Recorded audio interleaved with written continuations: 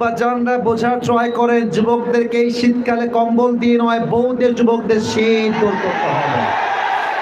আমার মনে হয় প্রত্যেকটা বাবার উদ্যোগ নেওয়া উচিত। এই শীতকালে আমার ছেলেকে পড়ালেখার চাপ নয়, বিয়ের চাপ দেওয়া লাগবে যুবক ভাইরা।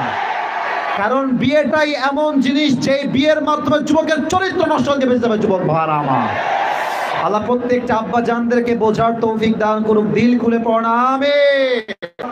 আপনি আপনার মেয়েকে বিয়ে দেওয়ার সময় সরকারি চাকরিজীবী নয়, চরিত্রবান যুবক দেখে আপনার মেয়েকে বিয়ে দেওয়া লাগবে।